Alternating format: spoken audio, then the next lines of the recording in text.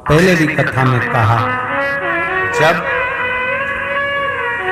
कोई विशेष कार्य होता है और वो कार्य नहीं हो रहा होता है तो क्या करा जाता है?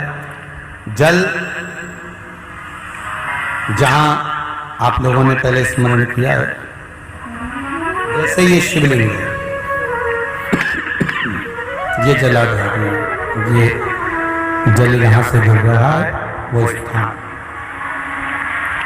जब विशेष कोई कार्य होता है, अटक रहा है, नहीं हो रहा, गणेश जी वाली जगह पर जल चढ़ाइए, सबको मालूम है ना, जलाधारी में। फिर षडानंद कार्तिकेय वाली जगह पर जल चढ़ाइए, बीच में अशोक सुंदरी का स्थान है, वहां जल चढ़ाइए।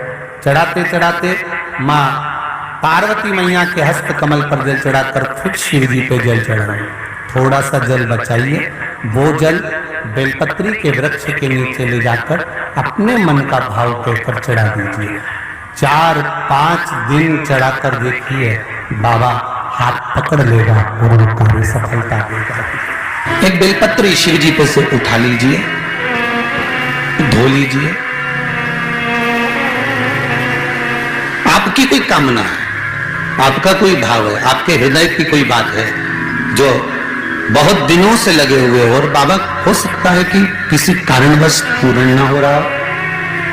कई लोग कह भी देते हैं गुरुदेव, कोई कहते हैं, जैसे आज कोई कह रही थी बच्ची की मैंने शिव महापुराण में पशुपति व्रत सुना और उसको करा, उसका लाभ मुझे मिला। मेरे पति ने भी करा, उसका भी लाभ मुझे मिला। पर एक काम गुरुदेव ऐसा अटका हुआ है कि वो काम हम करना चाह रहे हैं, व्रत भी कर लिया, अनुष्ठान भी कर लिया, पर फिर भी वो व्रत के कारणवश भी वो कार्य नहीं हो रहा। तो समझना कि कोई कार्य बड़ा भारी होगा और बाबा उसको कर नहीं रहा है, या कोई काम अटक रहा। तो हमने पहले भी कहा, ये बीच की जो पत्ती है, ये देव अधिदेव महादेव, ये ब्रह्मा, ये विष्णु। इन दोनों पत्ती के मिलन से लेकर इस पत्ती के बीच की जो डंडी है, ये नीचे की डंडी का वर्णन नहीं कर रहे हैं, इन दोनों पत्तियों के बीच में जो डंडी है बची है, जो तीनों के बीच में एक डंडी का जो भाव है, ये माता जगत जननी जगदम्बा माता पार्वती है। इस डंडी के नीचे का जितना भाग है, ये 33 कोटि देवताओं को दर्शाता है। बेलपत्री के नीचे पिछले वर्ष की श्रावण की कथा यदि आप निकालेंगे और उसको पेज पर जाकर आप सुनेंगे तो आपको प्राप्त होगा कि उसमें भी कहा था कि जब आप पशुपति व्रत कर रहे हो या कोई नियम धारण कर रहे हो या कोई आपने नियम उठा रखा है और वो कार्य आपका हो ही नहीं रहा, आपने 2 बार पशुपति व्रत कर लिए, आपने ये कर लिया, आपने प्रदोष कर लिया, आपने सोमवार कर लिया, आपने सारे अनुष्ठान कर लिए, बहुत सारे उपाय भी करे तो भी नहीं हो रहा, तो इस बीच वाली पत्ती पर शहद लगाकर बाबा का जो शिवलिंग है उस शिवलिंग को इसको छुआ दीजिए या उससे चिपका दीजिए और उस पर अपनी हथेली रखकर कामना कर कर वापिस घर को आ जाइए।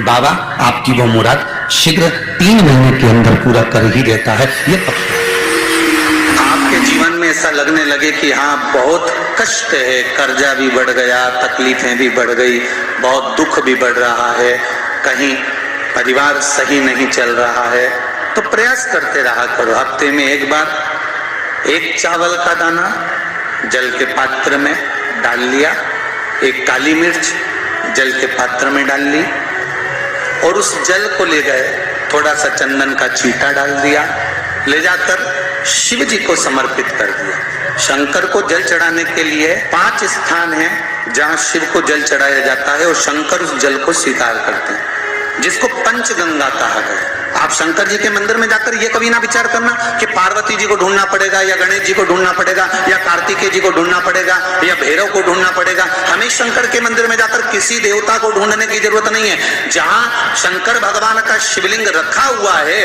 वो माता जी का हस्तकमल है, माता पार्वती जी का स्थान है। जहां शिवलिंग रखा है वो शंकर भगवान है। जहां जलाधारी है उस जलाधारी के पास में जहां पानी बहता है बीच में अशोक सुंदरी का स्थान है। जहां से पानी बह रहा है उसका राइट भाग वहां गणेश जी का स्थान है, लेफ्ट भाग कार्तिकेय जी का स्थान है। शंकर भगवान के ऊपर जो जल गिर रहा है वो शंकर भगवान की 5 लड़कियां जया, विषहरा, शामलीबारी, दौतली, देव, ये शंकर जी की 5 बेटियां ऊपर हैं। जहां से पानी बहकर उस निकासी से, जहां नाली बनी रहती है, पानी जहां से निकलकर बाहर मंदिर के जा रहा है, वो 33 कोटि देवताओं का स्थान है। इसलिए सारे मंदिरों की परिक्रमा हो सकती है, पर शंकर जी के मंदिर की परिक्रमा नहीं करते, क्योंकि वो जल जो जा रहा है वो 33 कोटि देवताओं का स्थान है, उसको हम लांग नहीं सकते। सबसे पहले शिव जी का जो जलाधारी है, उसमें राइट भाग पर अपनी मनोकामना कर कर जल चढ़ाएं, फिर लेफ्ट भाग में चढ़ाएं रोग मुक्ति के लिए।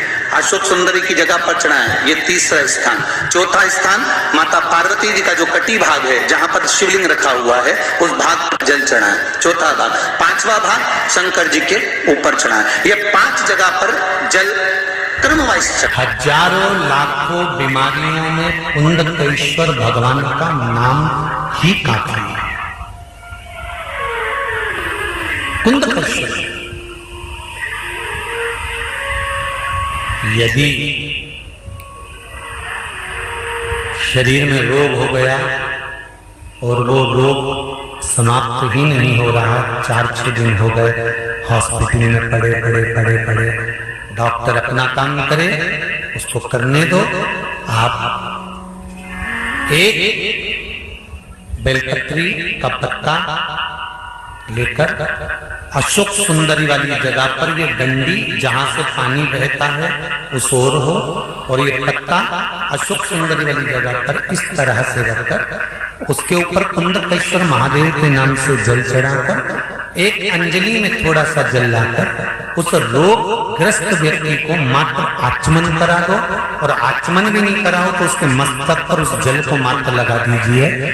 ज्यादा से ज्यादा 8 घंटे 9 घंटे लगेंगे और वो धीरे धीरे ठीक होना प्रारंभ हो जाएगा। भारी से भारी रोग है तो भी कुंदकेश्वर भगवान का मात्र स्मरण का।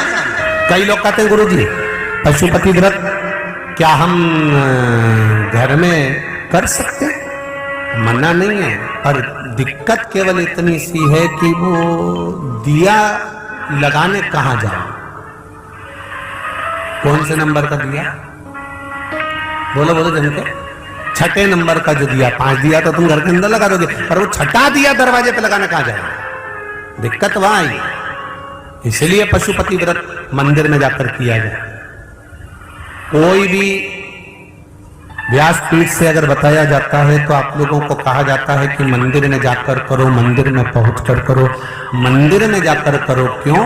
क्योंकि घर में जो शिवलिंग होता है उसकी आराधना, उसकी पूजन केवल आप अकेले करते हो या घर के लोग करते हो, पर मंदिर में जो शिवलिंग रहता है उसकी आराधना कोई किस भाव से आ रहा है, कोई किस भाव से आ रहा है, उसकी आराधना वो उस भाव से करता है। इसलिए मंदिर के शिवलिंग का जो तपबल है, हमारे यहाँ कहते हैं कि मंदिर का शिवलिंग, फिर वन का शिवलिंग, नदी के तट का शिवलिंग। जैसे अभी आपको कहा कि भजन का बल कंजरी में कर रहे हो, फिर राम मंदिर के अंदर बैठकर कर रहे हो, फिर राम मंदिर के बाद में वन में कर रहे हो, वन के बाद में किसी नदी के तट पर कर रहे हो, नदी तालाब के तट के बाद में फिर किसी जंगल में कर रहे हो, जंगल के बाद में किसी वृक्ष के नीचे बैठकर कर रहे हो। उस तपबल का स्थान देखा जाता है कि तपबल किस जगह।